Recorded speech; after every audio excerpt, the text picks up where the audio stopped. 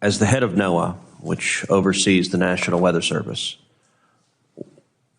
if confirmed, what will you do to better ensure that Americans are aware of and able to respond to emergency weather warnings, especially those that arrive in the middle of the night? The Weather Service did a great job, but there's a lot of things I would love to improve, obviously, weather forecasting being one of them. So coming from a background of numerical weather prediction, I always thought naively that if I could improve the forecast skill, I would save more lives. And it turns out that it's really the last mile. Even if you have a perfect forecast, if you can't get the information to the people, it's totally useless. And so having a way to distribute the watches and warnings, and particularly in regions that don't have good cell coverage, right, I think there's an opportunity to modernize NOAA weather radio and then potentially also look at some satellite capability. On September 1st, 2019, when you were NOAA's acting administrator, President Trump erroneously tweeted that Alabama had been hit hard by Hurricane Dorian. Shortly after, the National Weather Service Birmingham office issued the accurate statement, quote, Alabama will not see any impacts from Dorian. 3 days later, President Trump went on TV and displayed a weather map altered with the black Sharpie line to show that Dorian would hit Alabama. 2 days after that, you helped draft a release, an unsigned NOAA statement rebuking the Birmingham NWS and repeating President Trump's baseless claim that Hurricane Dorian could impact Alabama. You told the Department of Commerce Office of Inspector General in their investigation that you, quote, definitely felt like our jobs were on the line, close quote. And while you did not like it, you would make the same decision again to edit a less inflammatory statement as the least bad option. Mr. Jacobs or Dr. Jacobs, do I have it right? Is that correct? That's what the IG report found, yes. That you would do nothing differently? I mean, there's probably some things I would do differently, and there's a lot of things that I did after that to, I guess, change any potential future outcome. One of them was revamp. Let me ask this question, because I just had constituents die in New Mexico. We had constituents die in Texas. Would you sign off on an inaccurate statement due to political pressure in the same event, yes or no? No. I appreciate that very much. I want to take a moment at the outset to address the tragedy in my home state over the holiday weekend. In the early hours of July 4th, Central Texas was hit with extraordinary flash flooding. More than 100 people have died, and the death toll is expected to keep growing. Over 160 remain missing right now, and the search effort is ongoing as we speak. I'm the father of 2 daughters. When I think of those little girls that were lost at Camp Mystic, it's every parent's worst nightmare. I was at Camp Mystic on Monday. The devastation in that 100-year-old beautiful girls' camp that has helped raise a generation of girls and women in Texas. The devastation was the most horrific thing I've ever seen. The Guadalupe River is normally a quiet and peaceful river. I've been swimming and floating in that river dozens of times. There's a reason there are 40 camps right there in Kerr County, because it is absolutely beautiful. My youngest daughter, Catherine, goes to camp just a few miles up the river from Camp Mystic. My wife, Heidi, was there the week before picking Catherine up. When I looked at that same peaceful river and 1.8 trillion gallons of water dumped upon it in the early hours of July 4th, and it rose some 30 feet. Camp Mystic, the river, is hundreds of yards away from the cabins. There's a lot of space there. And yet you looked at the cabins, and in the cabins, there was 8 foot of water. In every girl's cabin, you could see the water line. It washed out every single thing in the cabin. There's one cabin, the cabin where the youngest girls were in, called Bumble Inn. The water blew out the windows in that cabin and swept all of the girls and the counselors out. Every girl in that cabin is either confirmed dead or missing. Outside that cabin are 17 single white crosses with the names of the girls written on it. The 17th cross, the name written on it is Dick Eastland, who for 50 years had been the camp director at Camp Mystic. And Dick likewise lost his life in those early morning hours in his Suburban, driving through high water trying to rescue his girls. Texas, our heart is broken. And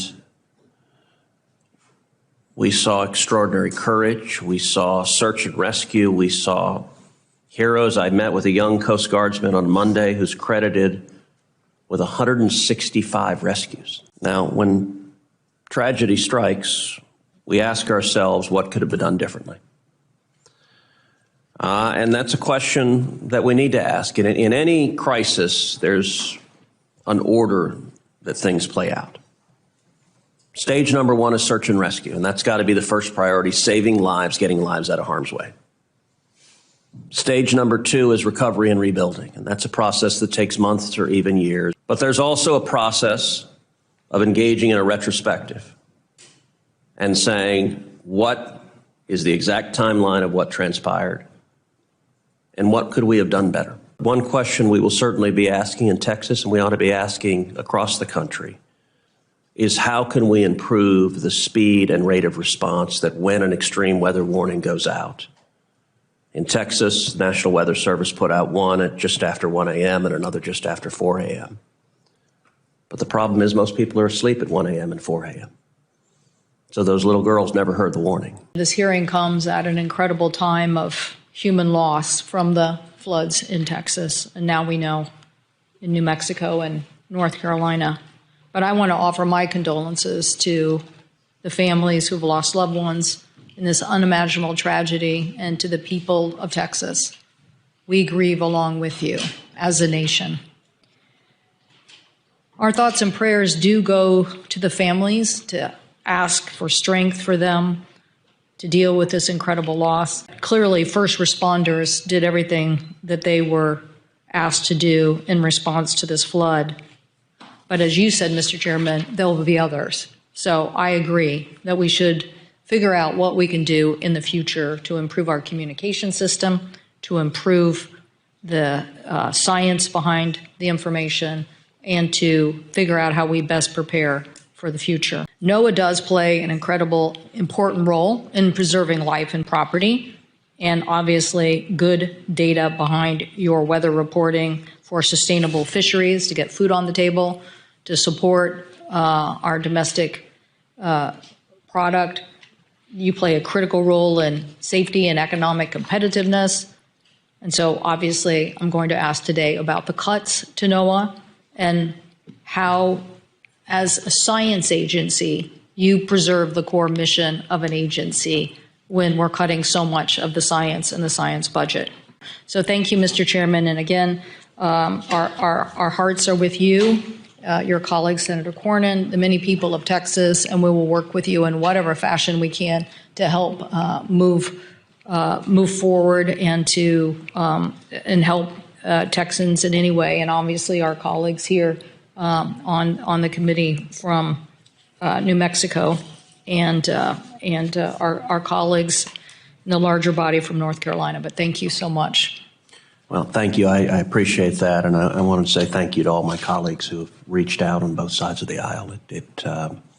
I think collectively hearts are breaking across the country at what played out over the 4th of July weekend. If I have the honor of being confirmed, I look forward to working with all of you on the important work performed by NOAA. My heart goes out to those who lost loved ones in the devastating Texas floods. As a parent with 2 kids in summer camp right now, I can't imagine what these grieving families are going through.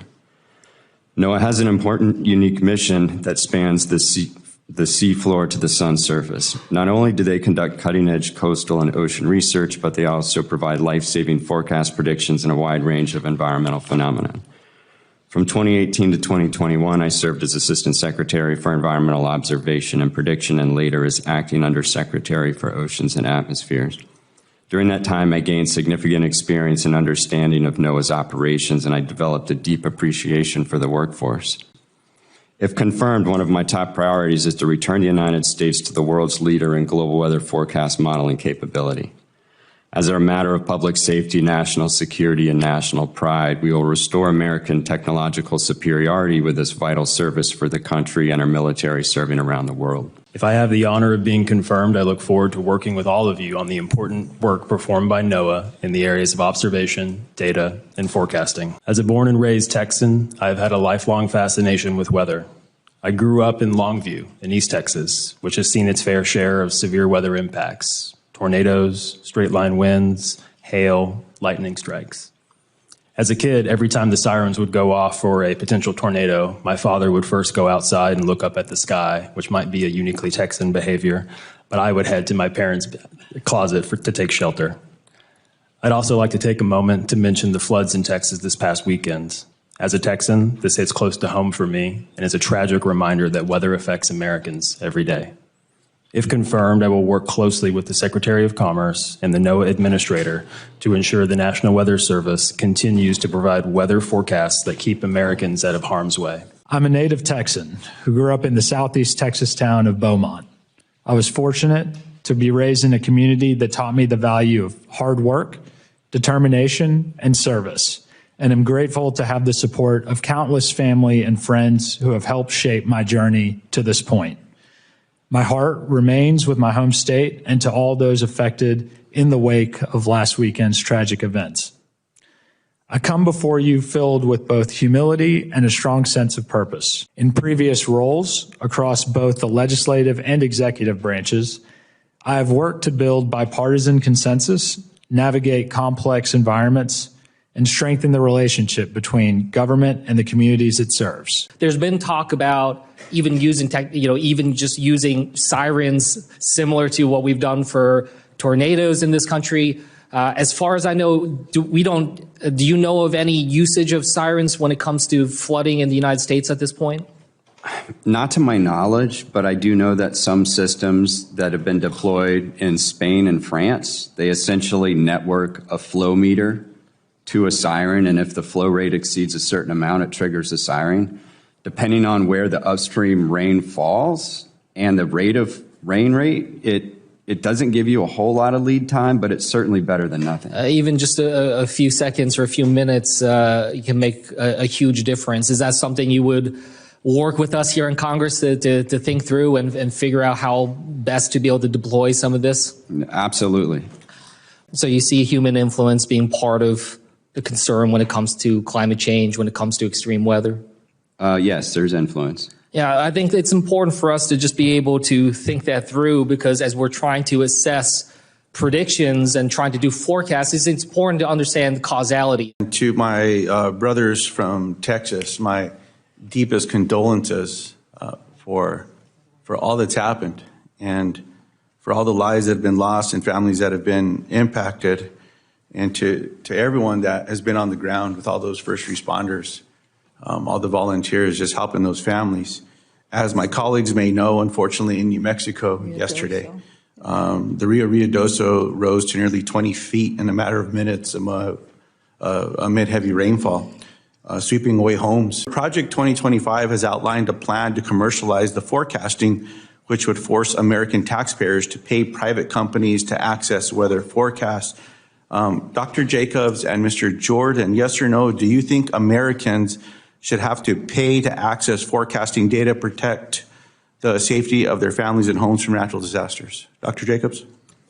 No, I think that that's an essential service that all Americans deserve. Mr. Jordan? I agree, no. Dr. Jacobs, in late May, I sent a letter to the National Weather Service along with several of my colleagues regarding the National Weather Service's decision to discontinue translations of weather alerts and forecasts into languages other than English. Those services have now been restored.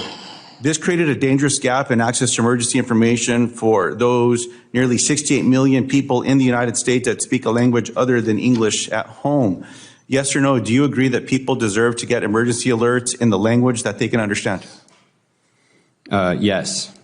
Yes or no, do you commit to ensuring that this lapse in translation doesn't happen again? If confirmed, making sure that the watches and warnings go out and they're understood is definitely a priority. If confirmed, will you commit to reversing the gutting of NOAA's weather resources by restoring satellite services and staffing in particular? If confirmed, definitely making sure staffing is a top priority, and also satellite data, both the procurement of it, access to it, utilization of it is also essential top priority.